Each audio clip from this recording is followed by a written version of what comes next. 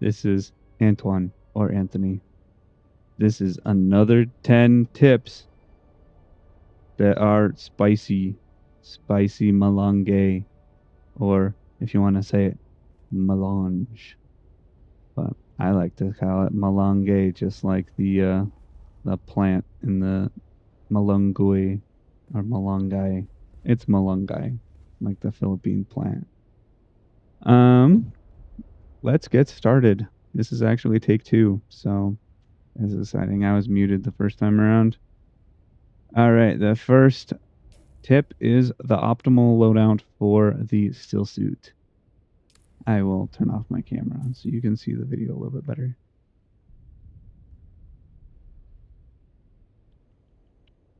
Awesome. The optimal loadout for a stillsuit is stillsuit chest piece, of course, but it says in the description of the stillsuit, probably the lower level ones, but that the shoes are needed for the stillsuit. You can use light shoes, or you can use stillsuit shoes or light. But you cannot use heavy for some reason with the stillsuit. But you can still use heavy head and hands. And so this would be an optimal loadout if you're wanting to run like something like range, or you can use light for head and hands, and that would probably be the optimal route there. Next tip is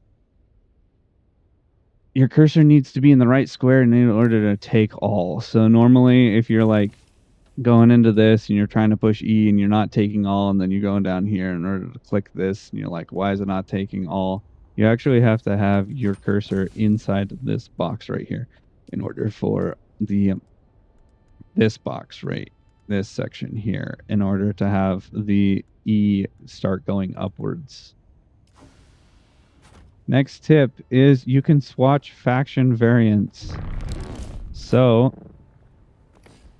since I'm trader Harkonnen, I like to take the Harkonnen variant and give it a Atreides swatch job. So now it looks cool because it's got gold, but it looks a lot better in different lighting. Too bad it's nighttime. The next tip is you can use an input device to respawn quicker in the deep desert or Haga Basin. So if you want to hit respawn in like Haga Basin or deep desert, it's going to be like, hey, would you like to respawn? Here's an example of that. It would be like, hey, do you want to respawn? I'd go to my stream deck and be like, hit the button, bam, respawn. I'd be like, yes, I want to respawn. You can probably use like some type of text input program and just have it like already set to like a shortcut, something like that. Make it a little bit quicker when you want to jump between the two.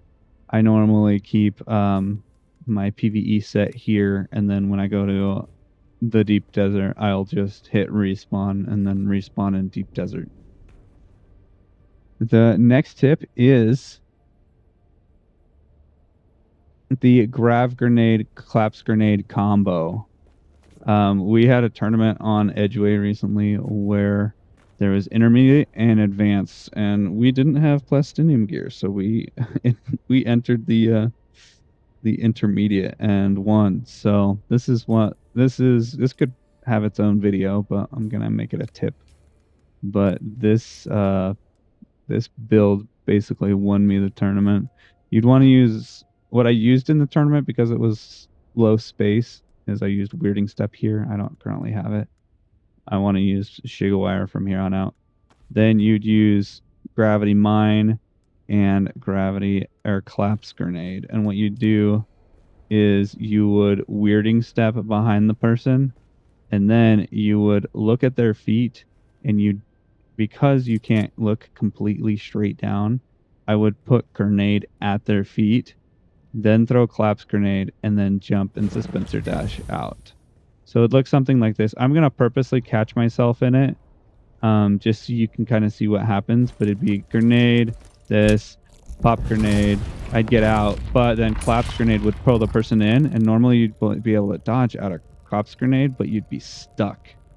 And so what you want to do while you're outside of the range is you'd take out a disruptor pistol, and then you'd use cope. There's also a Seath tier 6 version of this that does more damage. But you'd hit them with the disruptor pistol. That would drop their shield. You want to wait maybe a second or two before, like, they'll get stunned. They'll be stuck there for a second. You want to wait 1, 2, and right when they're about to get out of the stun, 3, you, like, as say 1, 2, and then you start charging, and then hit them on 3, and then you switch to cope.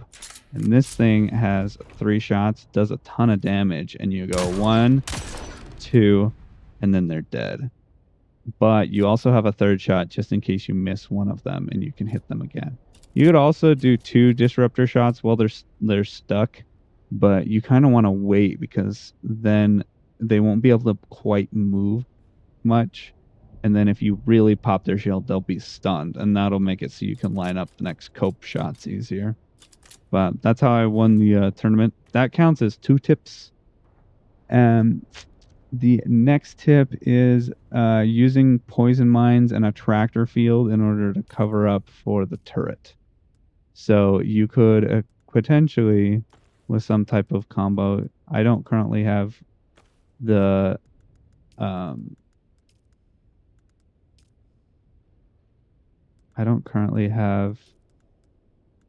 mine or the poison capsule. I should probably spec over to headshot damage now that I'll grab it, and then I'll grab headshot damage here in a second.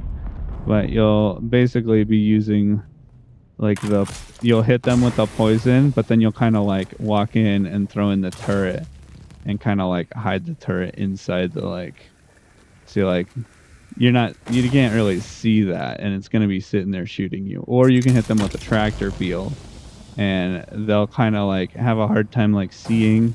I mean, it'll be there, but hitting it will be kind of hard when you got a tractor field on you. But gotta wait till those cooldowns are off.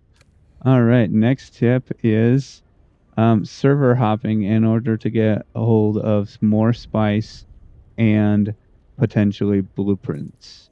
Hopefully I can showcase this pretty quickly, but it might just take up a bunch of time, because what you want to do is make sure that you are sealed or enclosed, because it'll take 30 seconds or less. You'll go to main menu. I'll just show you how to do it. I'll end up just probably going back to my server because I don't want to jump and then jump back. But you'll go to your server, and then you'll pick a different one, and it'll say like R62. So you have to wait 30 seconds in order to jump again. So you'll wait the 30 seconds until you're able to jump to your server. You'll jump into the server, and it's going to put you in Haga Basin South at the trader. And then from there, what I like to do is go over to Shoal in the west, over in the radiation area, bring a hazmat suit, and then look for a schematic or 2. I was farming Relentless recently. I happened to get 2 tonight. Once you get over to Shoal, what you want to do is from here head north, and there's a good chance you're going to see a spice field in this area. You pick up the spice field, then you could probably land. You can go to maybe Crossroads or something, maybe land by a base, try and get enclosed or sheltered, and then hit main menu and go on to the next server. So that's how you can get more spice. That's the best way probably to do it as a solo. Just be able to keep on getting more spice instead of having it on the deep desert. Next perk or tip is Compactor yield. So this one, compaction from the Panatologist, this increases yield, and so all of the spice nodes that you're gonna like see blow up in Haga Basin, they yield you like normally under 400. But with this, that it'll yield you over 500 in the 530 range instead of picking up 60 per piece. With the industrial compactor, you'll be picking up like 70 something. So this one, don't sleep on this one. This one's a really good one. Cut array mining and vehicle mining. This one's the main one you really want. This one only affects the buggy. This one only affects the handheld, but this one affects both. The next perk or tip, you can see players with the regular scanner. You don't need the life scanner. You can just use the regular scanner. So if you see, I've got some NPCs over here at the ages. There's an NPC right there. You use this handheld scanner, and oh, there are watermarks.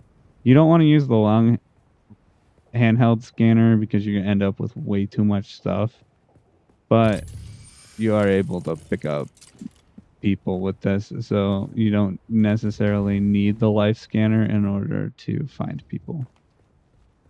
And the last tip is how to maximize your crafting to 999 if you're crafting something. So, for example, you are crafting a whole bunch of silicone blocks because you're only able to craft 999 at a time. And so let's say you wanted to get this up, you hit max and you can't go above this amount because you hit max and it's stuck. So what you want to do is you want to be like, oh, I need 85 more minus 1. So you put in 84. 84 craft. Bam, you're at max amount again. And then by the next day, you had crafted more because at the end of your session, you just added more to your stacks. And thank you very much. Please subscribe. This was the video. If you liked my spicy tips, please subscribe and have a great day or good evening. Thank you.